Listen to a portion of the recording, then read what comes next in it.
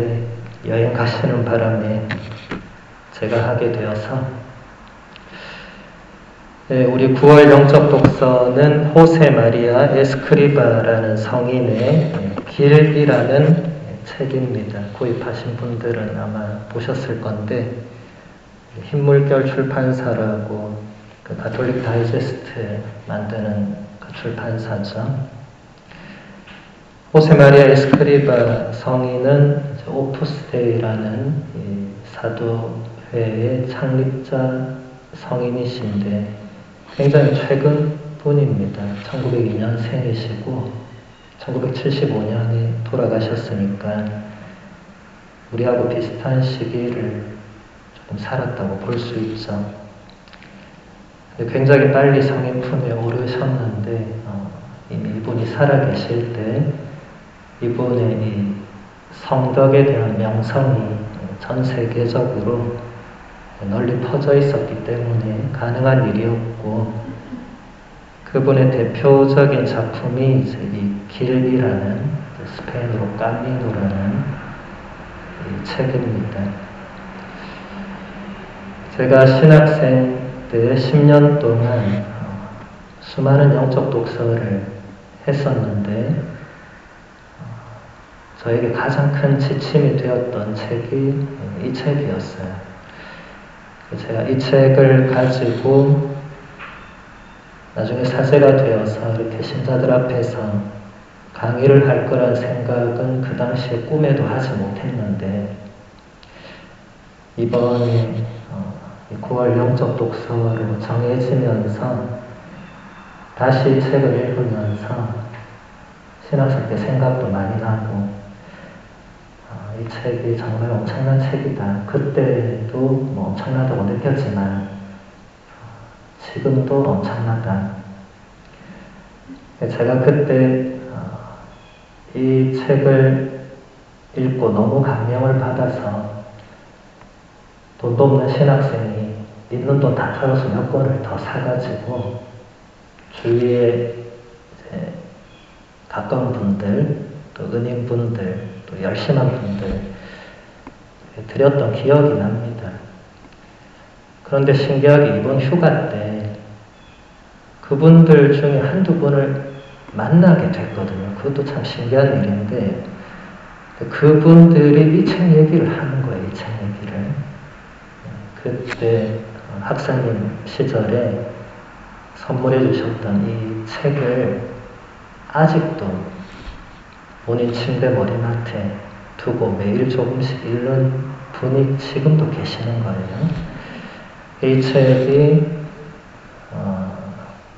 지금까지 여러분들이 읽었던 영적 독서와 조금 다르게 약간 금원집 같은 거거든요. 999개의 금원집으로 되어 있어요. 각 또 소주제가 따로 있고. 그래서 이게 사실 이제 하루에 눈 뜨고 나서 뭐 좀 몇 개, 혹은 잠들기 전에 몇 개 이렇게 읽고 묵상하기에 아주 잘 구성이 되어 있는 그런 책입니다.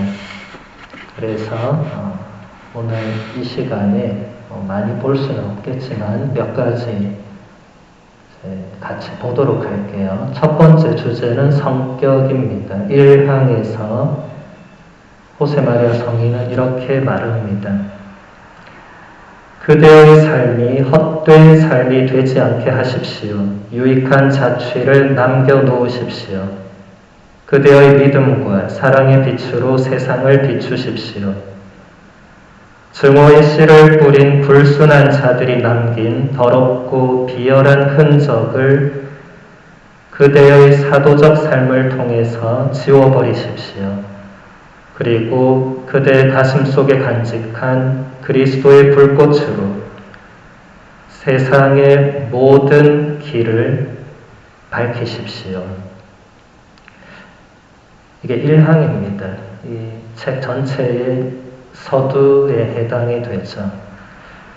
책 제목이 길인데 1항에서 우리가 예수 그리스도의 불꽃으로 세상의 모든 길을 밝혀라 이런 요청을 하고 있습니다. 또 우리의 삶이 헛된 삶이 되지 않도록 유익한 자취를 남겨라. 제가 이번에 한국에 갔을 때 우리 동기 신부님 어머니께서 세상을 떠나셔서 마침 저도 한국에 있었으니까 그 장례 여정 전체를 함께 했는데 그 어머니의 삶을 또 마지막을 보면서 정말 이 일항에 꼭 들어맞는 그런 모습을 어머니께서 보여주셨다는 생각을 많이 했습니다. 어머니는 아들 하나, 딸 하나를 두셨는데 아들은 신학교 보내고 딸은 수녀원을 보냈어요. 그래서 딸은 지금도 수녀님이고 아들은 지금도 신부님입니다. 그래서 장례식 전에 신부 수녀만 계속 이렇게 있는 거예요. 그리고 어머니는 오래 투병 생활을 했습니다. 거의 7, 8년 가까이 병상에만 계셨는데 그 모습을 옆에서 보면서 아들, 딸을 모두 다 하나님께 봉헌하고도 또 자신의 고통으로 또 뭔가 다른 봉헌을 또 하시고 또 마지막에는 아들 사제와 저희도 동기니까 같은 아들 사제가 되죠. 저희 모두에게 기쁘게 살아라, 행복하게 살아라, 사제와 수도자들이 기쁘고 행복해야 된다. 그러면서 마지막 순간에 굉장히 밝게 웃으시면서 떠나셨거든요. 그 모습을 이제 제가 동영상으로 이렇게, 왜냐면 그 임종 직전에 가족들밖에 못 가니까 동기 신부가 보내준 동영상을 보니까 모두가 울면서 미사를 봉헌하다가 제 어머니 덕분에 모두가 웃는 거예요. 굉장히 놀라웠습니다. 우리는 다 슬퍼하려고 준비하고 있었는데 어머니는 슬퍼하지 말라고, 본인이 그토록 갈망하던 하나님을 만나러 가는데 너희가 왜 슬퍼하냐 이거죠. 우리 신부인데도 그 정도 진리도 우리가 살지 못하고 있었다, 또 그런 생각도 들고, 그래서 어머니 유언에 따라서 우리가 장례식장에서 단체 사진을 아주 환하게 웃으면서 찍었는데 그 사진을 보는 모든 사람들이 굉장히 아름다운 모습이다. 우리나라 뭐라고 하죠? 관습과 문화상으로 장례식장 가서 웃으면 안 되죠. 근데 모두가 웃고 있는 사진을 보면서 사람들이 얘네가 미쳤구나 이렇게 하는 게 아니고 뭔가 굉장히 아름다운 모습이다. 그게 그 어머니께서 유익한 자취를 남기신 거죠. 장례미사에서 제 동기 신부가 한 번도 울지 않더라고요. 한 번도.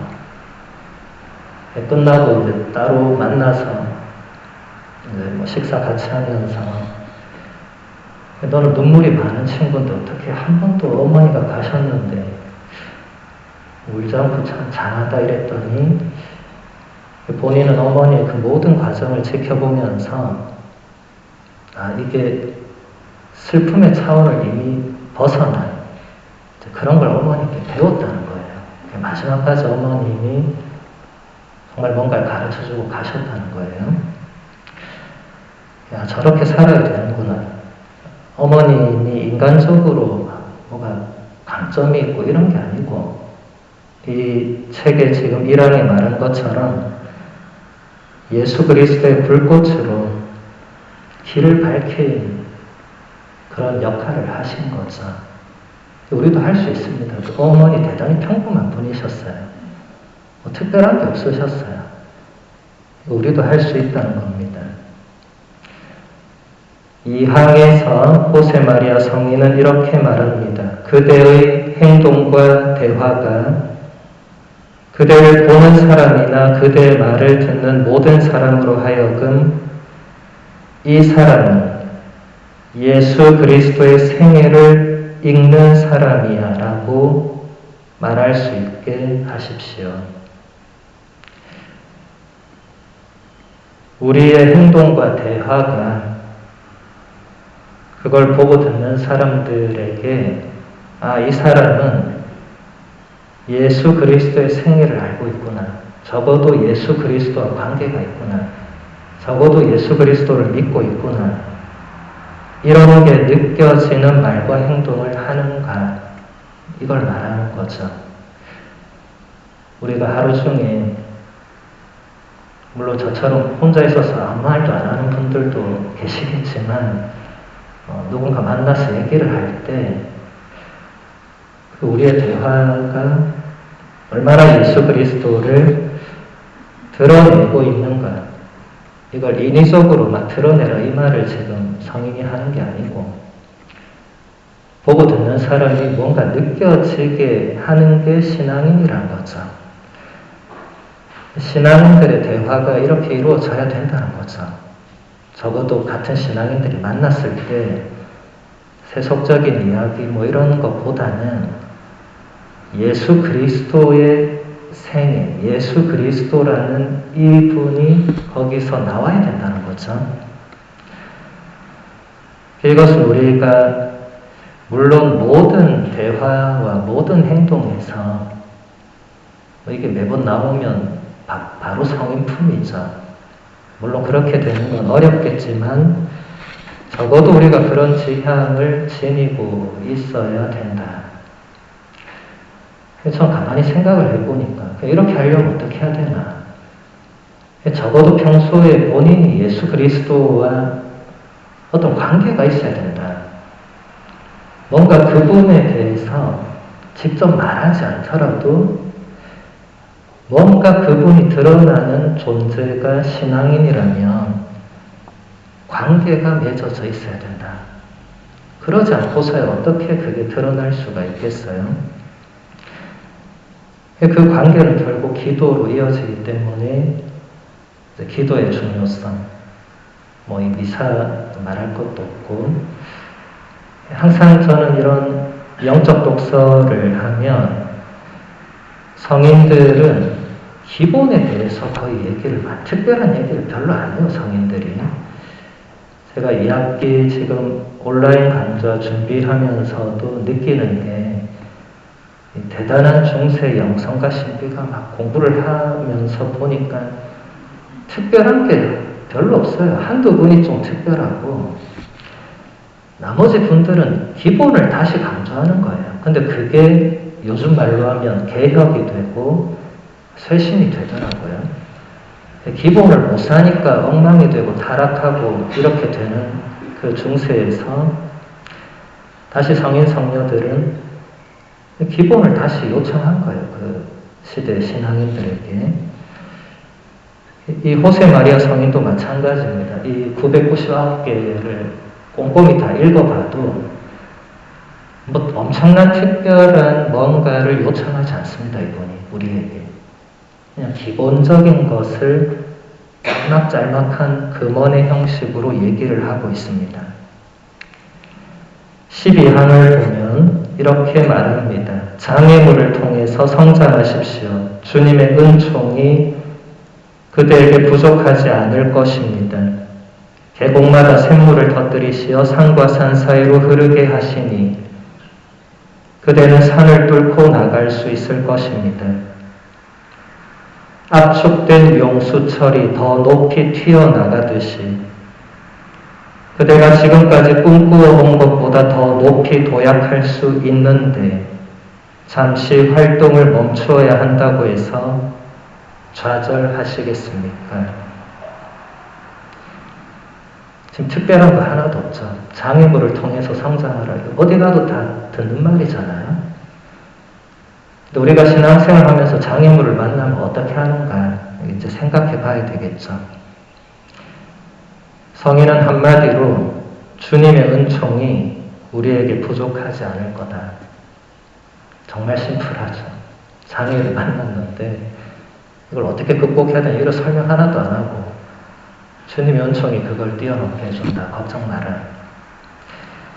그럼 이분들이 매번 장애를 만났을 때 바로 주님의 은총이 그냥 이분들을 업시켜서 뛰어넘 이런 걸 말하는 게 아니에요. 아마 그 장애를 만나서 엄청난 시련과 고통을 겪고 그런 과정을 통해서 돌아보니까 주님의 은총이 있었다는 걸 깨달은 거죠. 사도 바오로가 뭐라고 했습니까? 나에게 힘을 주시는 분 안에서 나는 모든 것을 할 수 있었다고 그 얘기를 하는 거죠. 그래서 잠시 뭔가를 멈춰야 한다고 해서 좌절하겠느냐. 저는 이 구절에서 오상에 비오신 분임이 곧바로 떠올랐는데 오상에 비오신 분뿐만 아니라 수많은 성인 성녀들은 잠시 활동을 멈춰야 할 때가 많았습니다. 심지어 아빌라의 데레사 성녀 같은 위대한 신비가 성녀도 그 시대에는 엄청난 박해와 핍박을 받았거든요. 미친 여자란 소리까지 들으면서 저 여자 미쳤다고. 성인 성녀들 삶이 그래요. 성인전 읽어보면 살아있을 때 칭송받고 이런 분들 거의 없고 살아있을 때 대부분 이상한 소리 듣고 돌아가시고 나서 이제 다시 이분에 대해서 조사하고 재평가가 이루어지는 거죠. 오상에 비오신 분님도 여러분들 다 지난달 영적 독서 보신 분들은 아시겠지만 이분은 젊은 시절부터 예수님의 5 상처를 직접 몸에 받은 분이었죠. 양손과 양발과 옆구리에 구멍이 난 거예요. 매일 피가 나는 거예요. 이게 말은 이렇게 제가 쉽게 할 수 있지만 여러분 손가락 끝에 바늘만 찔려도 이 고통이 얼마나 큰지 찔려본 사람 알잖아요. 바늘 구멍도 아파 죽겠는데 그 대못 구멍이 났는데 5군데 이분이 얼마나 고통스럽게 평생을 살았겠어요. 그런데 동료 수사들이 이분을 시기, 질투, 음해, 모함을 해서 바티칸에 이제 이상한 투서를 보내게 되죠. 그래서 이분이 바티칸으로부터 모든 활동을 멈추라는 명령을 받습니다. 모든 활동을. 그리고 심지어 저는 저 큰 사제관에 살지만 비오 성인은 여기 이 제2방 정도 크기만한 독방에서 2년 2개월 정도를 살았죠. 아무것도 못하고 주는 음식만 먹고 나오지도 못하고 아무도 못 만나고 미사도 못하고 그렇게 사셨는데 미사도 혼자만 하셨겠죠. 그 2년의 시간 동안 비오신 분이 마음이 어땠을까? 일단 인간적으로 굉장히 억울했겠죠. 본인은 내가 오상 받고 싶어 받은 것도 아니고 예수님이 주셔서 받았고 또 예수님께서 본인을 통해서 뭔가 치유 기적을 행하셔서 본인이 유명해졌는데 그걸 동료들이 못 받아들이고 시기 질투하고 음해하고 모함하고 근데 바티칸에서는 그것도 몰라주고 교황님이 직접 아무것도 하지 마라 하니까 이보다 억울한 사람이 있겠어요?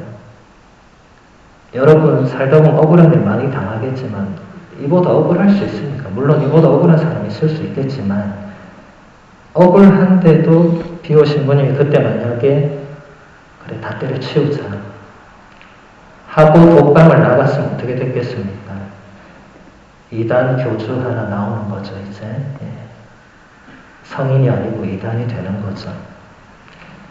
비오신 분님이 끝까지 침묵과 순명으로 그 독방에 계셨죠. 조사해보면 다 나오거든요.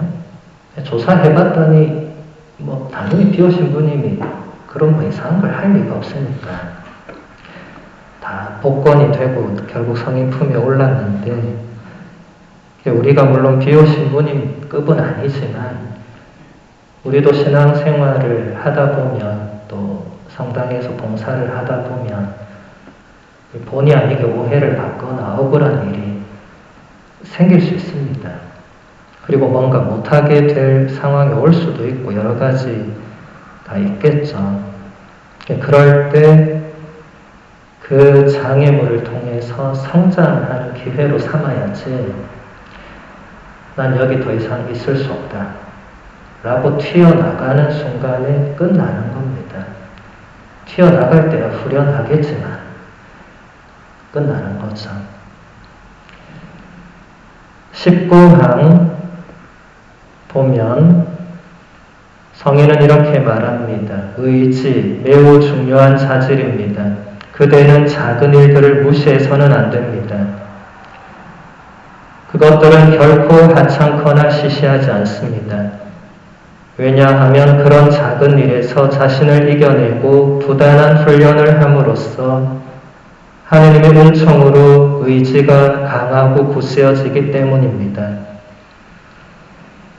그렇게 해서 그대는 비로소 그대 자신의 주인이 될 것이고 그 다음에는 모범적인 표양과 말과 지식과 탁월함을 통해서 남들을 가르치고 밀어주고 이끌어주는 안내자, 장상, 지도자가 될 수 있을 것입니다.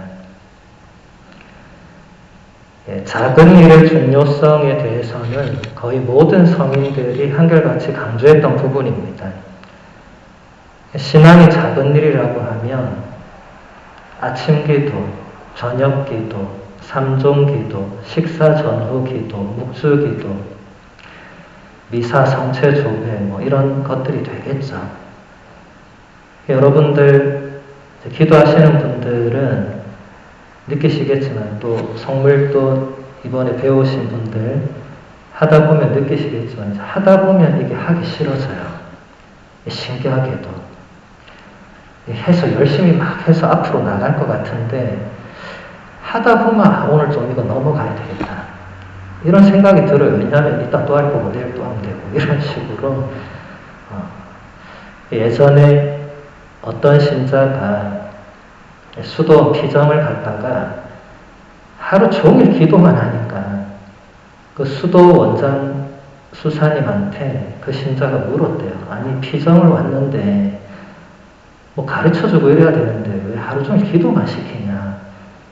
이거 보니까 계속 같은 거 반복만 되고 무슨 의미가 있냐. 그랬더니 이제 그 수도 원장 수사님이 그분한테 넌 밥은 왜 먹냐. 밥 아침에 먹고 좀 이따 점심 때 먹고 저녁 때 또 먹고 다음날 또 먹을 건데 그거 왜 먹냐 그러면 그렇게 반문을 했다고 합니다. 물론 우스갯소리지만 이 작은 일들을 우리가 무시하거나 소홀히 할 때 그 결과가 여기서 성인은 이제 그 무시하거나 소홀히 하는 것보다 그 작은 일들을 통해서 얻어지는 열매를 말하죠. 자신을 이겨내고 그 부단한 훈련을 통해서 의지가 강하고 굳세어진다. 그리고 그 다음에 우리 자신의 주인이 된다. 이게 중요한 거라고 생각합니다. 많은 사람들이 자신의 삶을 살기는 하는데 본인이 본인의 주인으로 살지 못하는 경우가 많죠. 예를 들어서 식욕을 자제하지 못한다든지 우리 예전에 홍성민 신부님이 중독 강의할 때 이런 얘기 많이 하셨죠. 본인이 본인 삶의 주인이 되지 못하는 경우들을 많이 얘기했죠. 이게 현대 전문 용어로 이제 중독이라는 표현을 썼는데 그 본질은 본인이 주인이 아니라는 거예요. 본인이 본인을 컨트롤을 못한다는 거예요. 본인의 삶을, 본인의 마음을. 그러니까 이게 엉뚱한 대로 자꾸 가서 문제를 일으키는 거죠. 그런 것들을 극복하려면 기본적인 것들, 작은 것들을 충실히 하면 된다. 이게 별거 아닌 답 같지만은 그게 유일한 답입니다. 신학교 수도원의 프로그램 시간 계획표 보면 진짜 별거 없어요. 그냥 하루 종일 기도만 있어요. 기도, 미사, 영적 독서, 상체조회, 묵주일 뭐 이런 거밖에 없어요. 너무 단조로운 삶을 살아요. 죽을 때까지. 근데 그 삶을 살았던 사람들이 성인, 성녀가 된 겁니다. 그러니까 답은 거기 있다는 거죠. 그 작은 일. 그래서 여러분들이 기도를 때로는 소홀히 하고 싶고 때로는 건너뛰고 싶고 충분히 그럴 수 있죠. 그런데 거기에 끌려가기 시작하면 내가 내 삶의 주인이 아니란 거죠. 그런 유혹이 와도 그래도 기도해야지, 내가 할 일을 해야지 이러면 되는데 집안일도 안 하고 기도도 안 하고 아무것도 안 하고 이렇게 살면 다 엉망되잖아요. 여러분 다 대부분 가정주부시니까 집안일 조금만 안 하면 집이 어떻게 엉망되는지 아시잖아요. 그러면 영성생활에서도 기도를 조금만 안 하면 내 내면이 어떻게 될지 바로 아는 거죠. 그래서 작은 일들을 무시해서는 안 된다. 그 다음 21항에서 보면 핑계, 그대의 의무를 회피하는데 핑계거리가 결코 모자라지 않을 것입니다. 얼토당토하는 핑계가 얼마나 많은지 그것들을 생각해내느라 주춤하지 마십시오. 그것들을 물리쳐버리고 의무를 수행하십시오. 19항과 연결되는 부분입니다.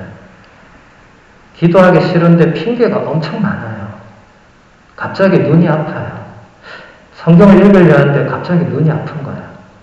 야, 오늘은 건너뛰라는 하나님 뜻인가 보다. 이렇게 건너뜁니다.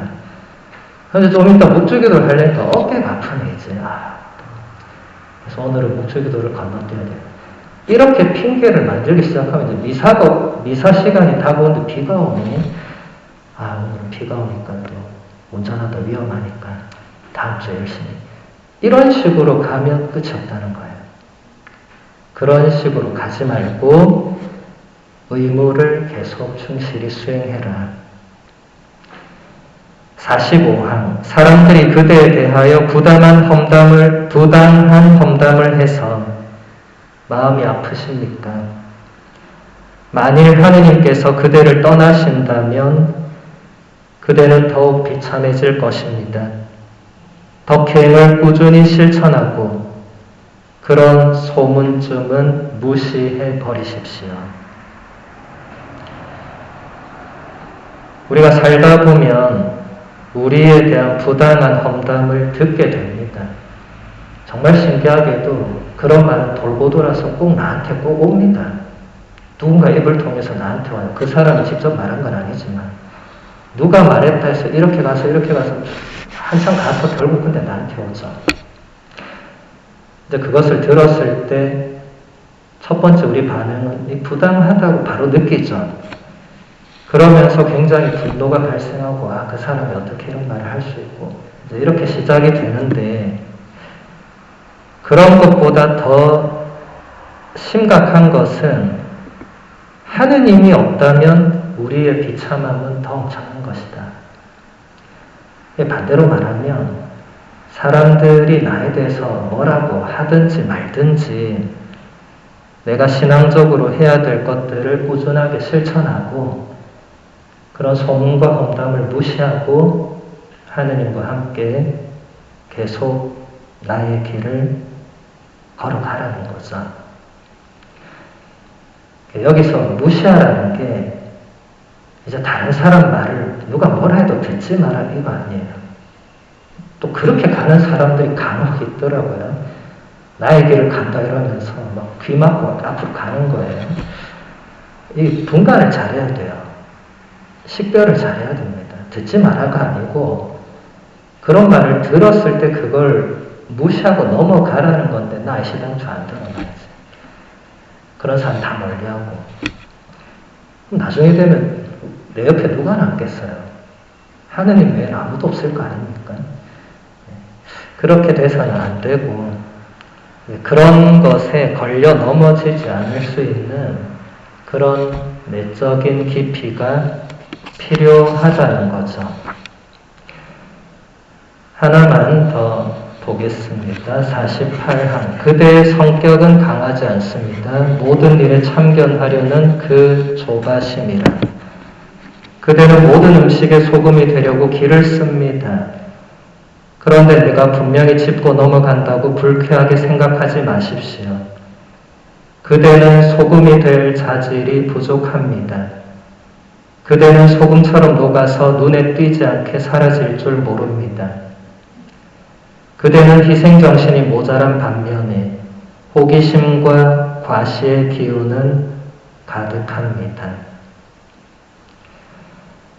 이 48항은 제가 사제가 되고 나서도 강론에서 가끔씩 자주 인용했던 구절이기도 합니다.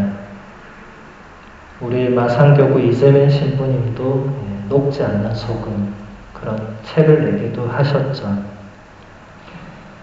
소금이 녹아야 되는데 녹지 않으면 아무 역할 못한다는 얘기죠. 여기도 똑같습니다.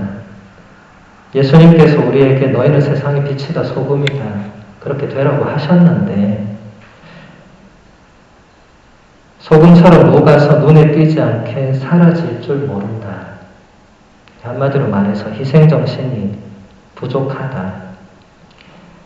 그 대신 우리가 하는 것은 모든 일에 참견하려는 조바심, 호기심, 과시의 기운이 우리에게 가득하다. 조심해라는 거죠. 이런 것을 본인이 느낄 때 조심해라. 그리고 이런 것을 누군가가 보일 때 조심해라. 소금이 된다는 게 쉬운 일이 아니죠. 저 제대 위에 초를 보면 초가 바로 여기도 이 초가 빛을 내는 거는 본인을 태우니까 빛이 나죠. 초가 본인을 안 태우면 저 불이 오래 갈 수가 없습니다. 바로 꺼집니다. 본인을 태우니까, 본인을 녹이니까 빛이 나는 거죠. 그런 존재가 되어야 한다. 희생이 따라야 한다. 우리가 미사를 봉헌하는데 미사는 기본적으로 예수 그리스도의 희생 제사거든요. 예수님께서 십자가에서 당신 자신을 바치신 그 제사가 미사 중에 그대로 또 이루어지는 겁니다. 미사는 언제나 희생 제사입니다. 예수님의 희생으로 우리가 예수님의 몸과 피를 받아 모시죠. 그 희생이 없다면 성체성사가 있을 수 없겠죠. 그래서 우리도 미사에 참여한다는 것은 그 예수님의 희생을 우리 안에 담고 가는 거예요. 우리도 희생해야 되는 거예요. 하라 마라, 해야 된다 말아야 된다, 할까 말까 이 차원이 아니라는 거예요. 신앙인들에게는 예수님이 그렇게 하셔서 우리에게 성체를 주시기 때문에 우리는 그걸 그대로 따라야 되는 사람들입니다. 해야 되나 말아야 되나 고민하는 것은 신앙인이 아니라는 거죠. 그래서 오늘 미사 중에 우리가 정말 빛과 소금이 될 수 있는 그런 은총을 주님께 청하면 좋겠고, 이 책의 나머지 부분은 여러분들도 집에서 조금씩 읽어보시고 또 제가 다른 곳에서 또 강의할 기회가 아마 있을 거라고 생각합니다. 계속 미사 봉헌하도록 하겠습니다.